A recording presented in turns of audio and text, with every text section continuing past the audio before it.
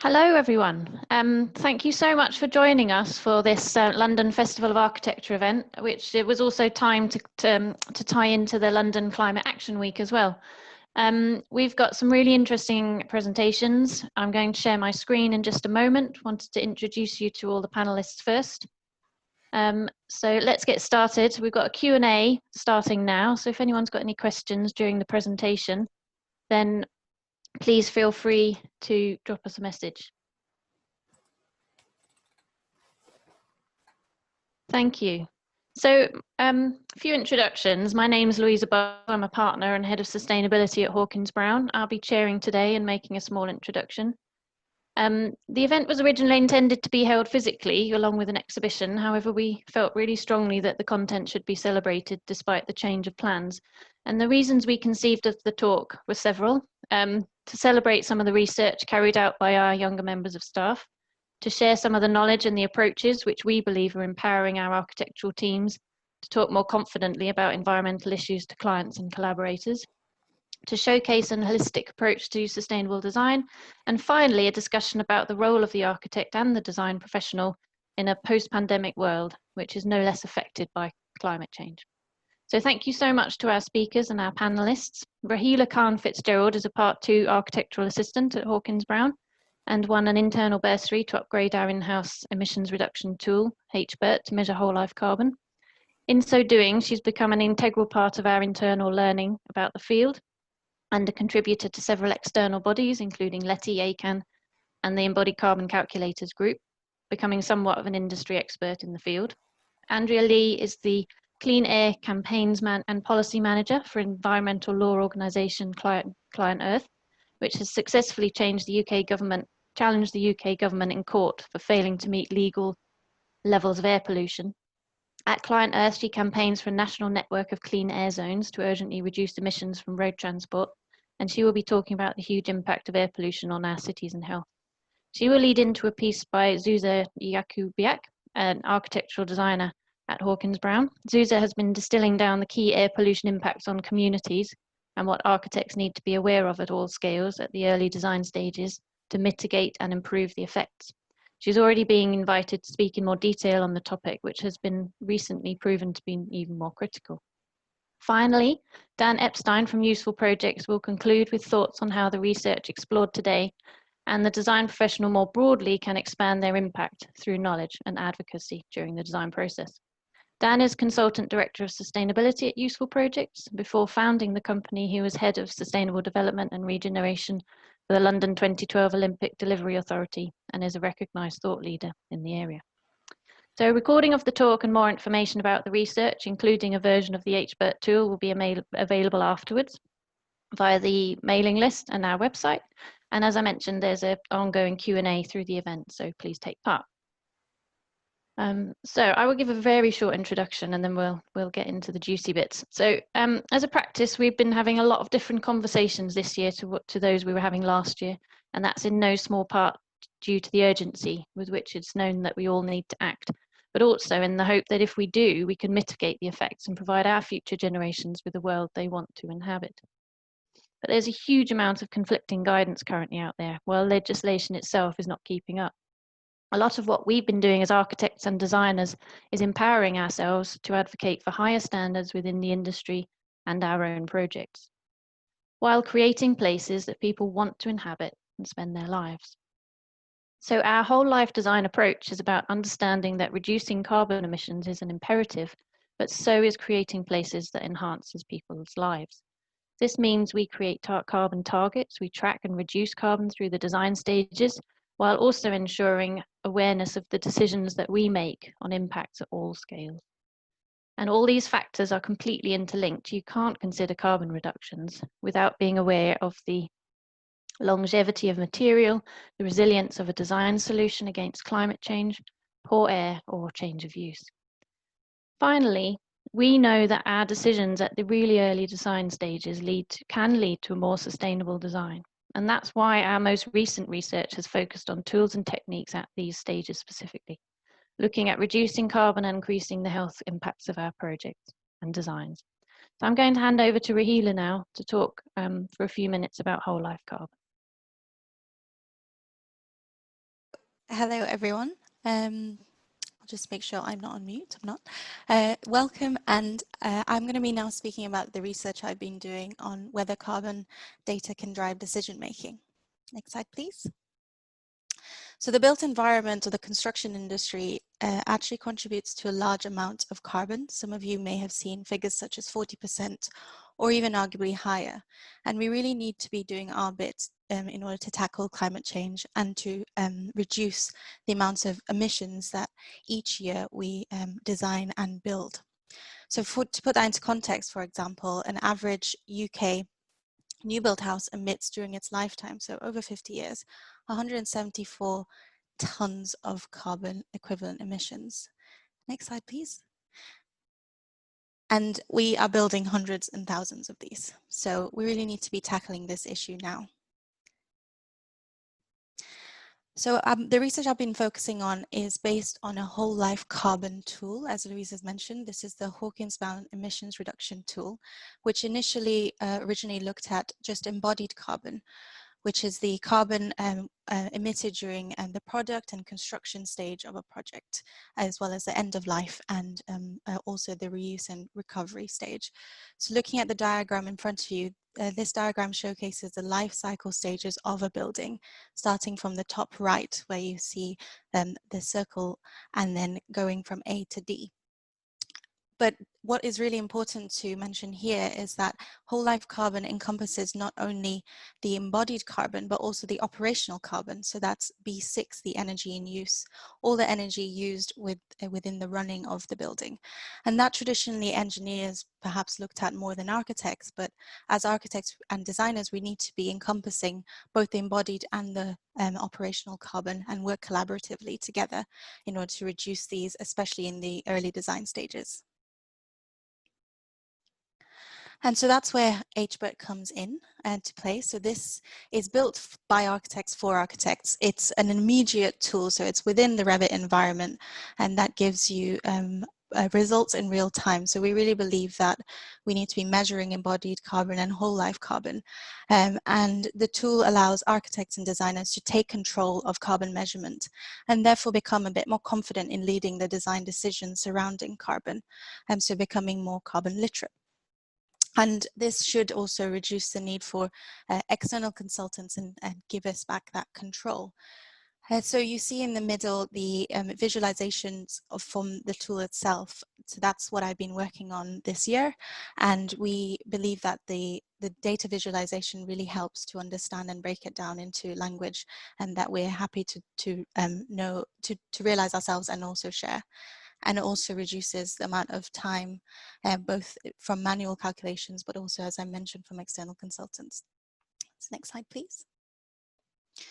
And that really enables carbon to be the new design driver as we move forward. So adding to the traditional design drivers, the image on the right-hand side is one of the outputs from the tool. So it gives you the whole life carbon breakdown and the visuals within the graphs to show the materials. Next slide, please. So HBERT is a Revit plugin, so that's within the BIM's kind of platform, the BIM world, and it gives you the whole life carbon in a splash screen form that you see here. And in the blue box, you've got that whole life carbon figure. So that's immediate and live as you're modeling within Revit. However, we've also designed a web a sort of application to go with that. So next slide, please. And that visualizes the material breakdown and elements that contribute to the largest amount of embodied carbon. So the design team can quickly and easily see where to focus the direction of the next stage of design. So for example, in this image, you can see the facade, which is the squares that have highlighted on the pie chart. So the facade is the biggest emitter, and that's what the design team can focus on to try and reduce the carbon of that building. Next slide, please. So I'm going to illustrate this process with a case study. This is a Hawkins-Brown project, Tiger Way, which is within the borough of Hackney, and that encompasses both Nightingale Primary School and 89 residential units. So initially, within the earlier stages, we looked at various different facade options within the embodied carbon analysis to try and focus on what material options would achieve lower embodied carbon. Next slide, please.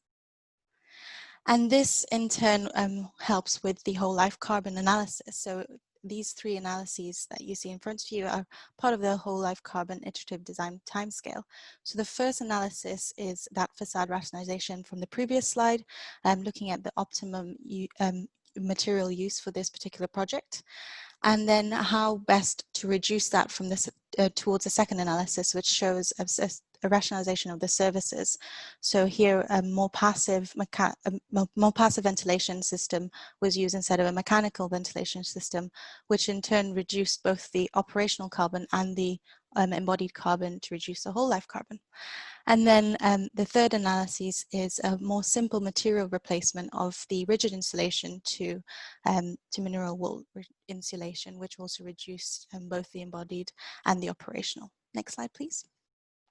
But it's important to note that those previous analyses were based on predicted data. So we really need to be looking at real data and therefore using the post-occupancy evaluation that we can hopefully do more of and finish that or complete the feedback loop. As for example, in this project, we found that using real data increased the whole life carbon as it showcased the performance gap between predicted energy use and actual energy use. Next slide, please.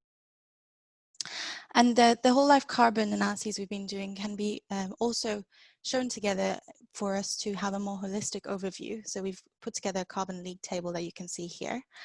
And next slide, please. If you take just 5 of those projects each year and try to reduce them to meet the REBA 2030 climate challenge carbon targets, you can see an immense amount of a reduction the potential of immense amount of reduction. So I hope this slide showcases the scale of reduction that architects should feel empowered to advocate for, lead and contribute to. Thank you very much. So I'm now going to hand over to Andrea, who will be talking about the health impact of air pollution.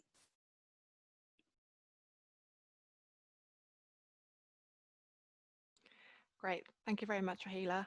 And great to speak to all of you today. For those of you who don't know us, Client Earth is an environmental law charity, and we use the power of the law to protect the health of people and the planet. Because for us, these are inextricably linked. Air pollution, like climate change, is a key example of this. It is also often described as an invisible health problem. And when I talk to people about this, they will often recall images of the Great Smog of 1952, and others will also think about more recent images that they see from China or India.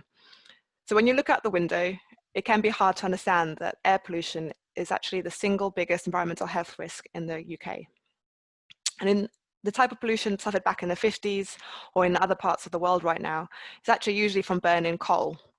And in the UK, we tackle that problem through the first Clean Air Act in 1956, which effectively banned the burning of coal in our towns and cities. So that's one key takeaway. We can and we have tackled this type of problem before. Unfortunately, we have since replaced all of those coal fires with millions of small combustion engines that travel through the very arteries of our towns and cities. And while modern day cars and lorries do burn fossil fuels more efficiently than coal fires, the pollution that they produce is actually much more refined and can cause different health issues. And the 2 types of pollution that we're most concerned with at the moment are particulate matter. You might have heard about PM 2.5 or PM 10. These are particles that can be 1/3 or even less than 1/20th of the width of a human hair. And there's also nitrogen dioxide, which is a toxic gas. Begin to imagine how these and other pollutants can penetrate into our bodies, causing harm. And actually the biggest health impact is through cardiovascular disease, where air pollution can trigger heart attacks and strokes. It can also exacerbate lung conditions, triggering asthma attacks and increasing the risk of hospitalization or worse. And in East London, how it can also stunt. Another study suggested how air pollution can affect children's ability to learn and productivity in the workplace. And traffic pollution particles have been found on the brain tissue of people from Manchester, and that suggests potential links with things like dementia. So air pollution affects us all, but some members of our society are also more vulnerable to its impacts, such as children and older people. And others are also disproportionately affected by being exposed to higher levels while at the same time contributing less to the problem. And these are people made from poor households or ethnic minorities. This is why, decades ago, legal limits for air pollution were adopted. But sadly, the UK government has failed to meet the legal limits for nitrogen dioxide that should have been met back in 2010. And because it's dragged its feet on this issue, Khan has had to take the UK government to court 3 times to get it to act. Each court victory has forced the government to do more, but their approach has been to pass the buck down to local authorities, who do have a role to play, but don't have the national policy levers that are needed to comprehensively address the problem. Despite this, some city leaders have taken on the challenge, and these include places like London, Birmingham, and Leeds. Others, however, have sadly not shown the same leadership, such as Greater Manchester and Bristol. Road transport is the single biggest source of illegal levels of air pollution, and clean air zones are seen to be the most effective way to quickly remove the most polluting vehicles from the most polluted parts of our towns and cities. They are based on London's ultra-low emission zone, which was introduced last year and has already had an impact. Clean air zones also need to be complemented by measures to help and support people and businesses to move on to cleaner forms of transport. And for example, London has a targeted scrappage scheme for small businesses and people on low incomes. 2020 should have seen the introduction of the first 3 clean air zones in Birmingham, Leeds, and Bath, but due to the pandemic, they've now been delayed until at least January 2021.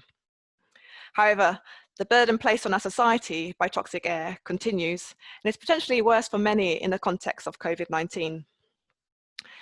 This all makes basically for a very urgent and serious challenge that can't be ignored.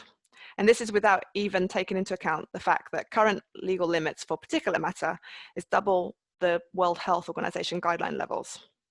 So we also need more ambitious commitments in the Environment Bill to better protect people's health. So why would I be interested in talking to architects, planners, or developers?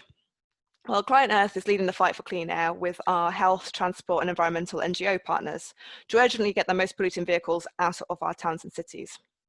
Because we know that all of these delays by the UK government and local authorities are basically costing people's health. We also need fewer and not just cleaner vehicles on the road. And a key part of this in the long term is to design the problem out of our homes, our streets, our neighbourhoods, and our towns and cities. A few years ago, an engineering student once asked me whether it would not just be simply more efficient to create a mask that people could wear to protect themselves from the toxic air.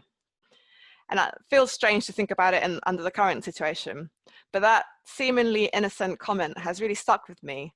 And every time I think about it, I just can't even describe how it makes me feel. But I think I can safely say that nobody really wants that to be the world that we build for ourselves and our future generations. So we need to urgently get the dirtiest vehicles off our roads and help people and businesses move on to cleaner forms of transport. But what developers, planners, and architects do now also really matters, and that's where you guys come in.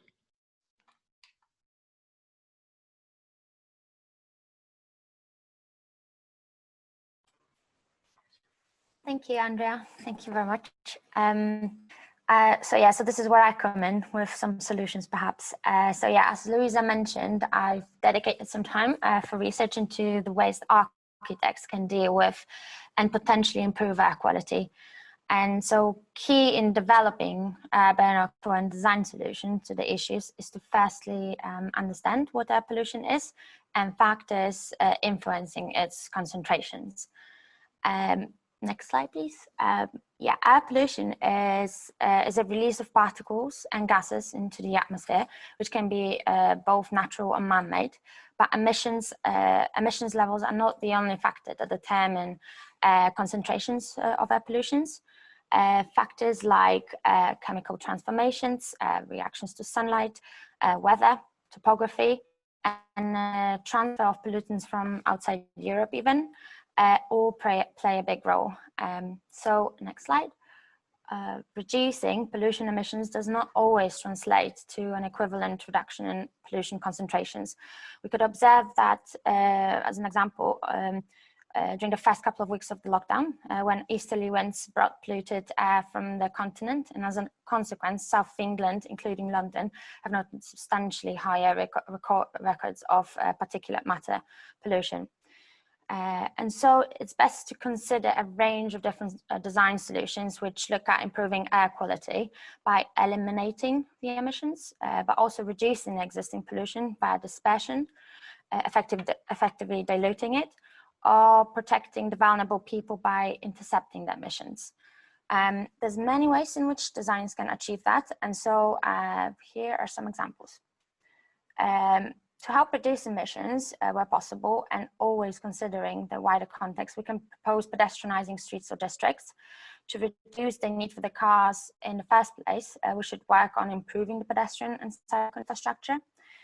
It's also important to consider locations of pollution sources. These should be located away and downwind from used by, for example, children or elderly who are the most sensitive to air pollution. We should ensure contractors who we work with follow best practice in control of dust and emissions from construction and demolition, or consider retrofitting the buildings altogether, designing out the necessity for demolition altogether. Air pollution can be diluted and removed from our environment by dispersion. And so it's important to work with the winds, and depending on the scale of the development you're working on, that might be enabling the wind to penetrate the city, your street canyon, or the site itself. So while urban solution would be usually most effective working with the geometry of our building, considering its width or height, or even shape of the roof, can influence that wind direction a lot. So often very simple solutions aren't given enough credit. Physical barriers can quite effectively intercept the emissions, protecting vulnerable to air pollution people. Very effective are layered landscape buffers, especially made up of various species. Apart from blocking the pollution, these will improve pedestrian and cycle infrastructure, and so that would encourage people to walk or cycle more. Air quality improves further away from pollution sources, and also vertically. So simply in playground elements or elements of the public realm on a podium can improve air quality of that space significantly. Referring back to a real life project, Tigerway Primary School that Raheela has mentioned in her presentation, I wanted to emphasize the importance of site analysis. Key factors to take into consideration are obviously pollution sources, which will affect your site, but also the prevailing winds, which will either disperse air pollution or unfortunately create pollution concentrations. So with this in mind, it's important at the early design stages to consider, for example, building arrangement, which can benefit the development. The U-shaped layout has been successful on Tigerway because it effectively shields the schoolyard from the on-street pollution, and locating school entrance from a residential road from the back of the school, the building, means that children's route to school has a significantly less pollution.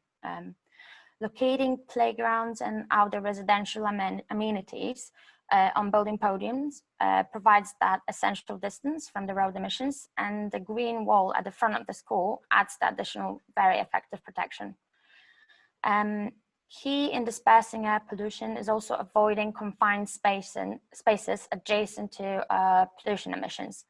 Therefore, corner and projecting balconies will allow for wind to pass through and blow the pollution away. So we hope that by sharing these two pieces of recent research, we managed to inspire at least a little empowerment of the architectural and design community, but also the wider industry to feel they can advocate for better aspirations and decisions to be made during those earlier stages of the design, which is when we know the big wins can be made. In both these areas, balance is key, balance between resources used and resources saved, impact generated versus impacts we can mitigate. I'm going to hand over to Dan now to make some closing remarks before we can start the Q&A. Thanks, that was really interesting. I've been asked just, as you say, just make a few closing remarks. So, as somebody who's been working in sustainable development for many years, I think that was a really rich set of presentations to begin with. And it's interesting to reflect that, you know, in the COVID world that we live in, many things have changed. I think one of the really important things is it's really shone a light on two major challenges that we all face as a global society. And the first is the one that Louisa talked about, the sort of climate crisis, but perhaps we could talk about it as a sort of environmental crisis of brought about by climate change and climate resilience. We've just had the wettest February and then the driest May, and that's not going to go away, so climate weirding. Resource depletion and pollution, and we talked a little bit about air quality, and then mass extinction of species. And I think most of us have appreciated who live in cities how important green space and clean air are. But the other thing I think it's really shone a light on is, and we haven't talked about it here particularly, but I think it goes to the heart of the livability question that Louisa raised, was the social inequality, exclusion, and the endemic discrimination that we see at the moment, and it's kind of exemplified by Black Lives Matter. The dual issues then of carbon and livability that Louisa talked about, I think go to the heart of the agendas around sustainable placemaking. And designers play a really fundamental role in addressing these issues through our work, and in some ways, I think because we hold the pen, architects in particular hold the pen, our influence is much greater than we imagine. But it also means that we have to accept the responsibility for driving forward and leading on many of those projects. But we're not islands on our own. We work with clients who really shape great projects. We work with other professionals, and we work with contractors and suppliers. So there's we need everybody to get on board. So I think in many ways, whilst I've really enjoyed the technical things we've heard about, we should remember that sustainability is much a sort of cultural as it is a sort of technical issue. And I think that that's something that you see a lot in Hawkins Brown's work generally. Raheela demonstrated how the power of conceptual thinking, but also robust analysis and design quality can be employed today, to significantly reduce whole life carbon. We need to do this really rigorously. I think the things that were presented are really fantastic and exemplary. Let's remember that as we get towards passive house developments, embodied carbon can be as much as 50% of the total impact. So it's a really interesting piece of work, and I'd like to applaud Hawkins Brown for taking leadership in this area and developing what's a really fantastic sort of tool. Andrea and Zuza's work on air quality, I think, similarly shows us how important policy and practice are in really sort of in design. Very few projects, and I've worked on many projects over the last 35 years as a leader in sustainability, but very few projects really think deeply about, I would say, environmental quality. We tend to pay too much lip service to it, but environmental quality, and in particular air quality. And again, the work really, I think, shows us the importance of design thinking and the need to juggle a whole panoply of outcomes, goals, agendas, and targets when designing new developments.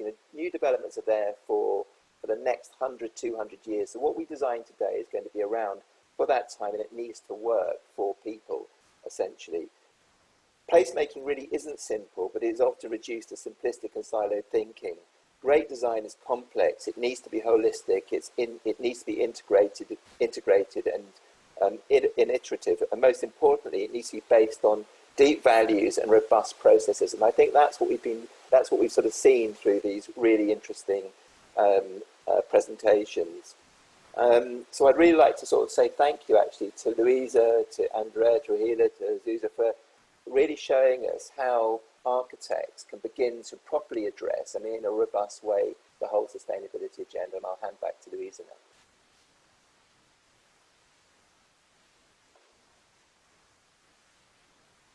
Thank you so much, Dan. That was a really lovely summing up, and really good to hear that that other members of the industry are appreciative of some of the work that we've been trying to push forwards. I've got a few questions, some that we've been sent, and some of my own. And I wondered if I could start by perhaps addressing Raheela and Zuza first. Maybe starting with Raheela, if they feel that they have gained what we've been talking about a bit, some empowerment, some tools, some more confidence, let's say, to talk about these issues. I know that, you know, whole life carbon is very specific, but the broader environmental agenda, I think, has also been a big part of their research. Do you feel more empowered to talk about these subjects and to advocate, and what following that, what more can be done? What more can we do next? Thank you, Louisa, and thanks, Dan, Zuza, and Andrea. I've really enjoyed the presentations as much as enjoyed presenting earlier as well. I will answer with the second question you asked, Louisa, and that's, I feel myself in the journey that I've taken, that I really engaged in trying to educate myself and also be educated by others. So I feel that there's definitely a confidence in asking more questions, in looking for research, and also in collaborating together to try and push this agenda forward. And definitely within that, then feel more confident in talking about the sustainable agenda, and especially whole life carbon.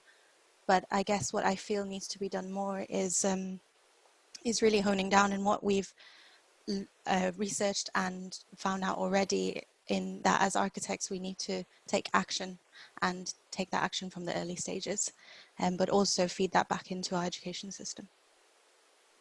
Thank you. Thanks, Raheela. So do you have... Yeah, agreed. I felt more empowered the more I researched about the issue and understanding a little bit better what the way air pollution works and how can we respond with design solutions. That gave me way more confidence in speaking to clients about this. And let's not forget that architects, we are lead designers, and we very often sit at those tables where the key discussions about design happen. And very often, well, we're quite lucky at Hawkins Brown to work with clients that have sustainability quite high at their agenda. But we very often have a lot to say about that, and we are listened. So knowing more was quite empowering. And what I would say is what we need to do more is more research and share more of that knowledge, so that all of us can use some of these solutions and use some of these tools, because they can play a huge role.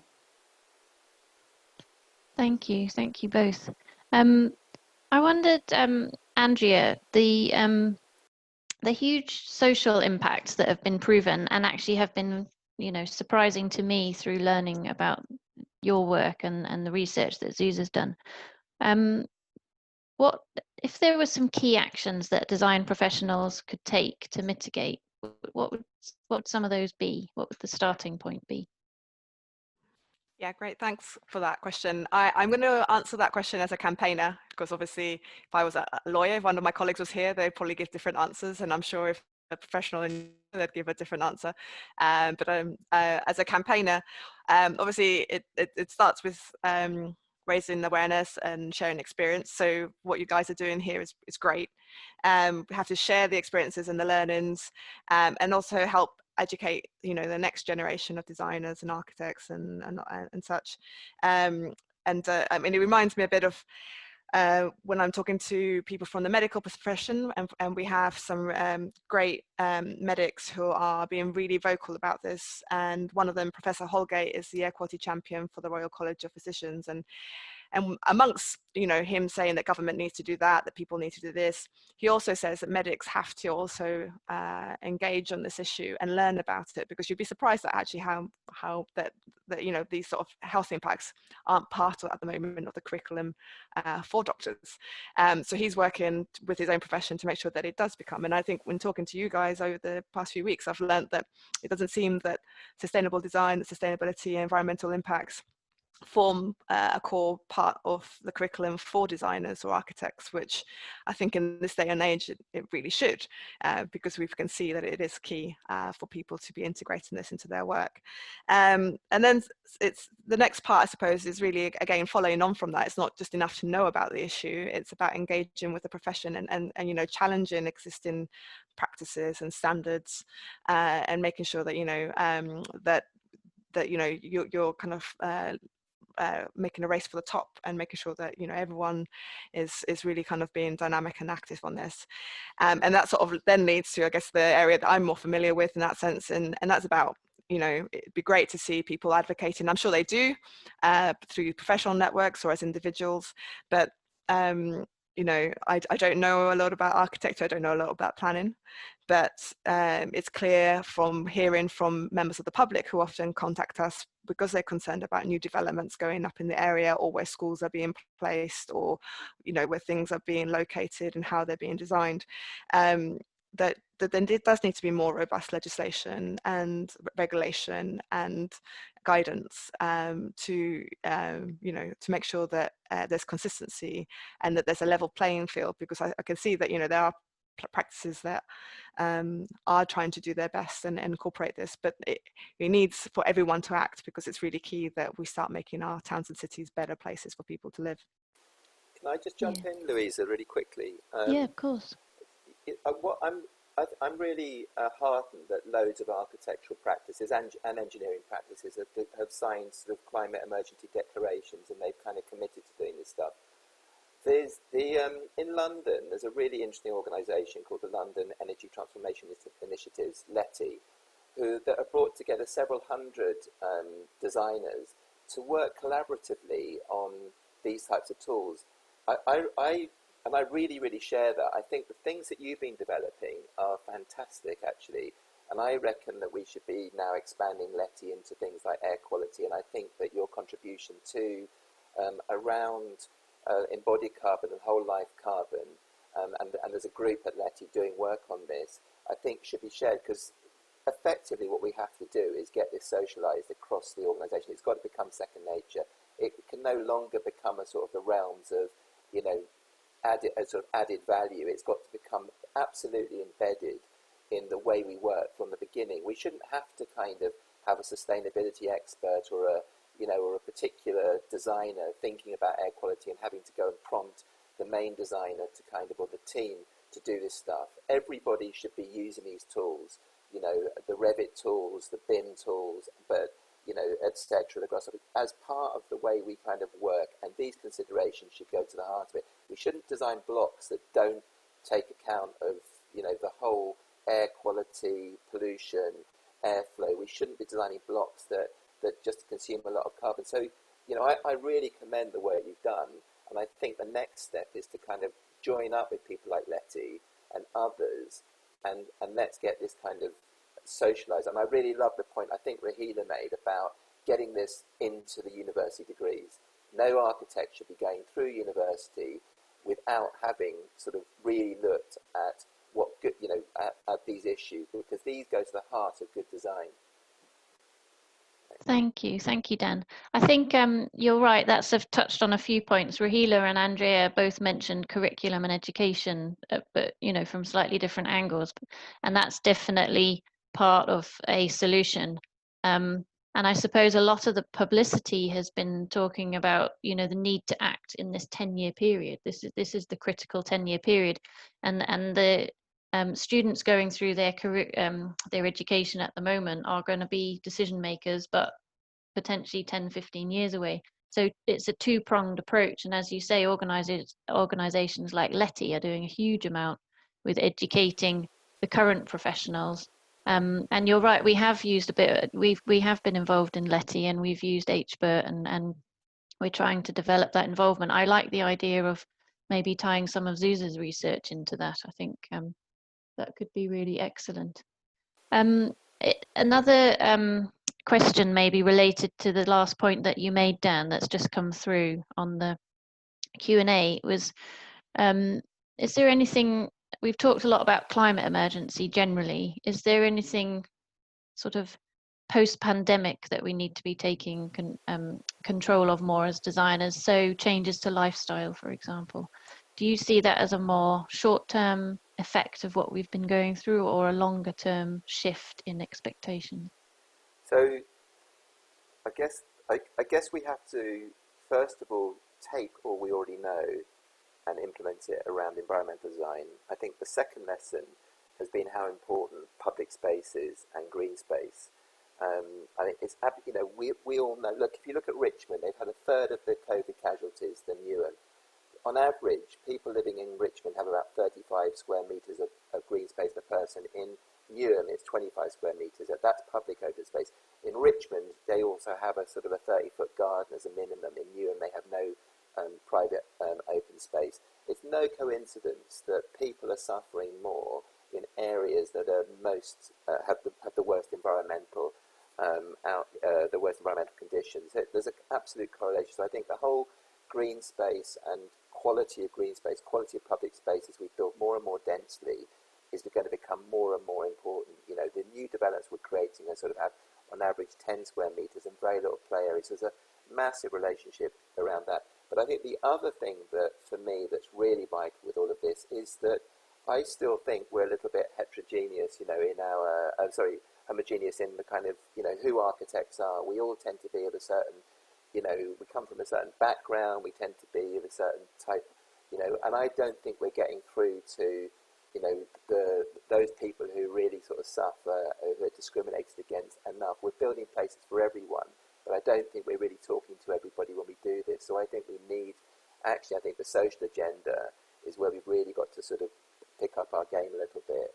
It's a sort of a slightly different subject, I think, but I think it goes to the heart. You know, look where the worst air quality issues are. They're in the east. They're in the poorest bits of London, you know, and that's not a coincidence. I really think we need to kind of begin to engage much more in the whole social agenda. We need to bring more BAME people into the profession. We need to work much. We need to find new ways to engage local communities properly, and particularly those people who are most difficult to get to. And we need to work, I think, in those communities when we're designing with those communities. I think we still tend to sort of separate ourselves. We tend to work in offices in the centre of London, wherever it is, for communities all over the place. So, you know, I think there's still quite. I think we're doing great stuff. You know, when we're at the top of our game around the environmental agenda, still not quite enough, but we're getting there. I don't think we've really sort of addressed the social agenda in the way we need to. I know I'm taking you completely off course here, and air quality and embodied carbon are absolutely critical, but why not? Thank you, Dan. I don't know, Andrea, if you wanted to comment on very quickly on Dan's point about the you know, the environmental indicators and so the social inequality that's been drastically highlighted by current events, but you know, was always existed. It's perhaps become more visually present, let's say. Yeah, as Dan's mentioned, I mean, this is a historical issue, and air quality is a good example of it. You know, if you look at London, you know, where the poshest areas are and where the not so posh areas are, was partly determined by, you know, where the winds are coming from and where the pollution that was being produced by coal fires and like sewage and all that stuff was taking the smells and the toxic airs. And I mean, there's parts of London where that's less of an issue, especially central London, where people do live on top of each other, and you have a bit more of a mix of low income, well, those that can just about stay there, and high income people, so the pollution that is affecting them is the same. But when you start moving out, you know, it's who would, if they, very few people, if they had the choice, would choose to live on a main road, on a busy road, and next to one of the A roads, coming in, bringing traffic in, bringing all that sort of stuff. And so those are the people who are being more exposed. And we talk a lot with people get in touch, and especially parents. And I have heard of parents, you know, saying that they're considering leaving places like London, but also other smaller cities, because of their child's health, because either they maybe have asthma or they have a really serious condition as well. But in reality, the majority of the people who tell me that are the people who can afford to, because they've either got the money or they've got the type of job that they can do remotely, or, you know, commute in a few days to London. They've got that sort of privilege, and you know, it's fair enough, they want to protect their child, but you know, we have to really think about making towns and cities better for everyone, and you know, it shouldn't really matter your level of income, what sort of air you're breathing. Thank you, Andrea. I'm going to slightly change the focus. We've got time for one or two more questions, I think. I've been asked, we've been asked through the panel on, and I was going to firstly direct this maybe to Raheela and Zuza about the role of the architect. We've concentrated quite a lot on the early stage decision making, for example, putting some tools in place.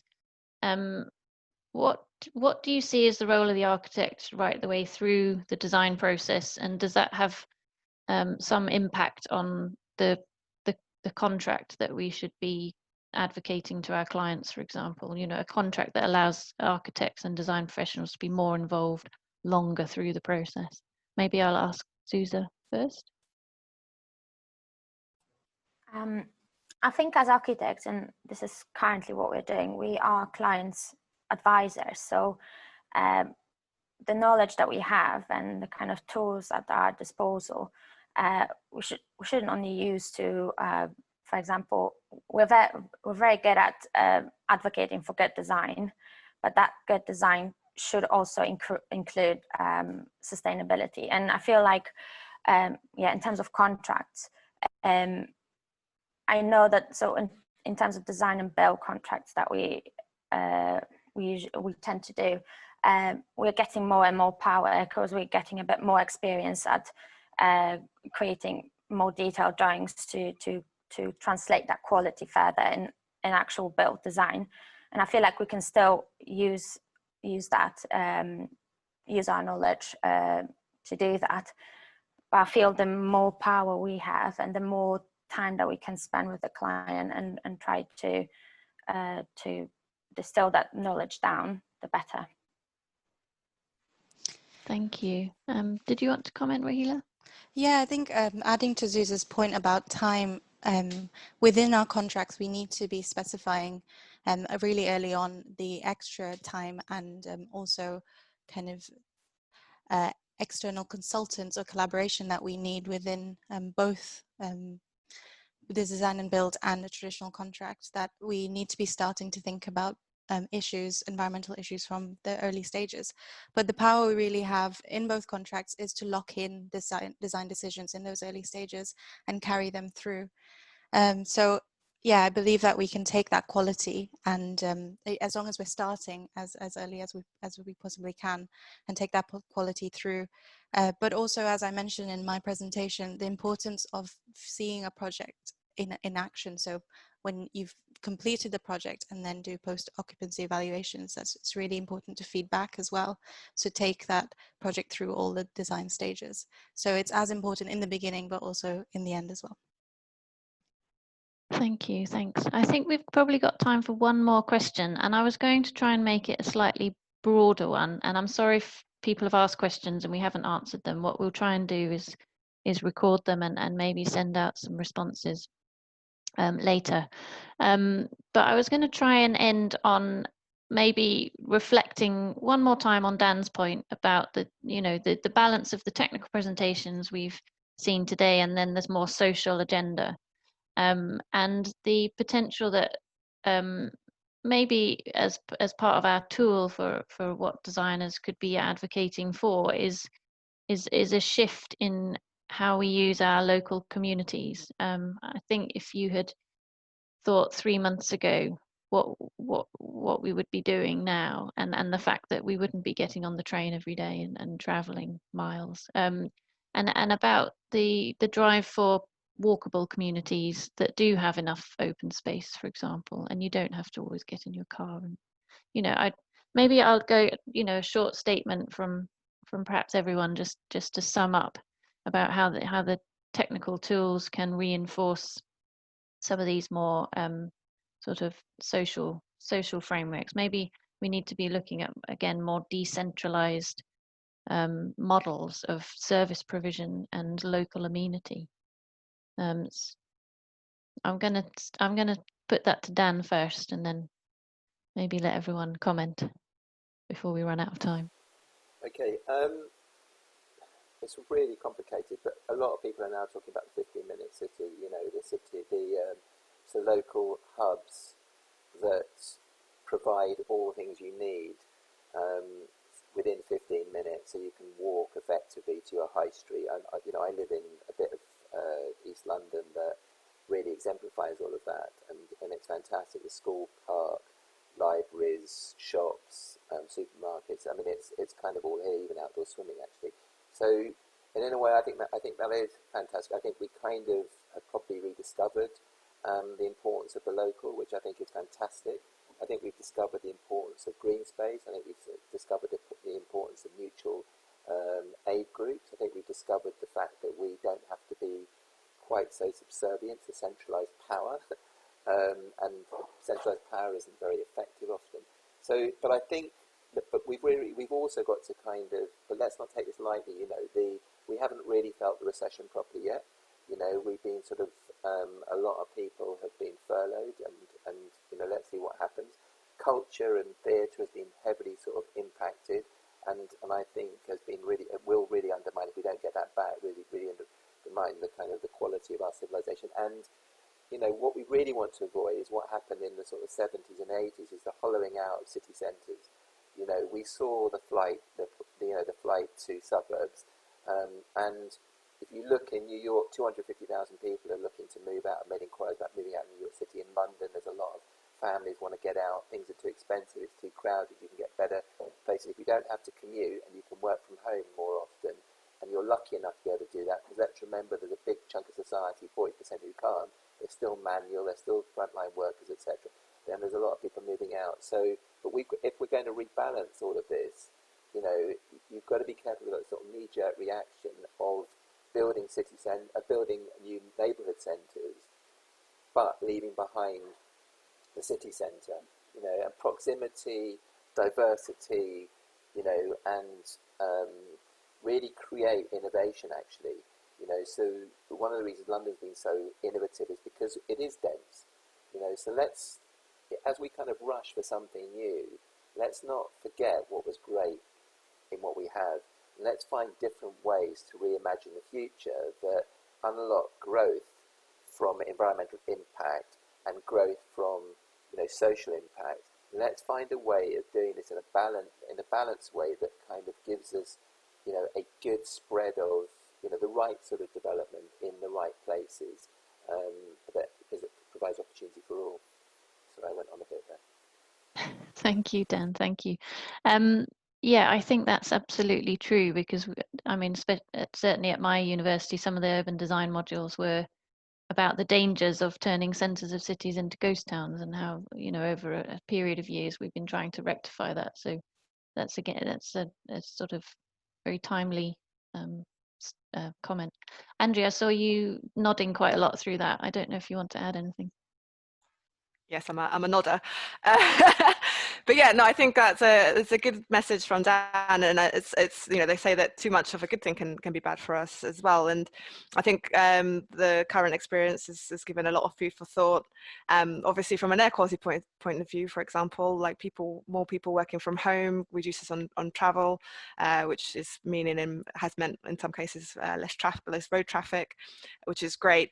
But then also with you know, my interest in climate change, I am worried about you know, everyone who can swapping over to home working, because that does lead to inefficiencies, you know, and it's not, you know, the studies that do exist suggest that, you know, working all year round from home is actually not necessarily very good for our carbon footprint, because you have then individuals in their own flats and homes or houses heating up their homes during the day when otherwise they'd be in a centralized office.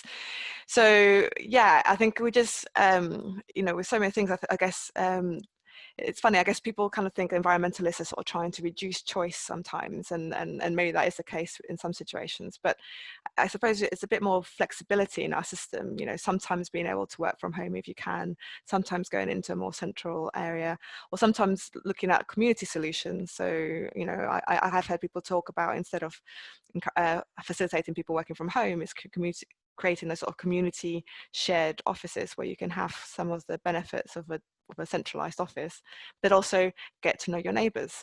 And so, yeah, I think there's a lot to be learned, and I think we'll always be learning, but I suppose it's always sort of trying to balance all the different issues and listen to what other people have to say. Brilliant. Thank you. Thanks so much. I'm going to very quickly ask for if Zuza wants to add anything, that, and then Raheela. I just found it really interesting, the idea of how we might start using our cities as they are, but in a very different way, decentralizing and reusing that center for something different. So kind of looking at the city as a set of jigsaw, which has lots of these centers, and reusing that central area for other stuff. And again, those community-centered offices, I find this really interesting as well, where you start talking to your community a bit more, being still a part of bigger organization, working with other people. I feel like there's so many design opportunities there. And while yes, maybe environmental seem like they reduce the choice, I think that this is the place where designers step in and say, no, this is not reducing, this is actually creating new opportunities, and maybe this is going to be a better world to work, live. Yeah, sorry about walking is less. Thank you. And finally, Raheela, have you heard? Yeah, I agree with a lot of what has been said, especially about, the design or live for flexibility, in that both in the micro and macro scale. So as designers, we need to be thinking about master plans in terms of the flexibility, as well as the layout of future homes. And that we really need to be coming together in that community spirit, both within what we're doing now, which is great, but also engaging with, for example, stakeholders or your local councils. I saw there was a question about how to engage local councils, and that we do need both the bottom up and the top down approach, and be working together collaboratively. Thank you. Thanks, So in Raheela. terms of, just really quickly, in terms of how to engage local authority councils, have a look at the work that Public Practice are doing. It's absolutely brilliant. And I mean, it's the quickest way actually to kind of answer that question. Thank you. Thanks, Dan. I might get some, I'm going to try and get some responses together to the questions we didn't cover as fully, and that sounds like a good starting point for the response to that one. So I think we're out of time, unfortunately. Thank you so much to all of our speakers and panelists, Andrea, Raheela, Zuza, and Dan. Thank you so much for giving up your time and for the really fascinating discussion. That will just leave me to say goodbye to everyone, and thank you so much for listening. If you've got any further questions, try and get in touch with us. And as I said, we'll share a recording of the presentation and the slides and the link to the tool that's on our website. So thank you so much. Thank you. Have a good afternoon. Thank you, everyone. Bye. Bye-bye.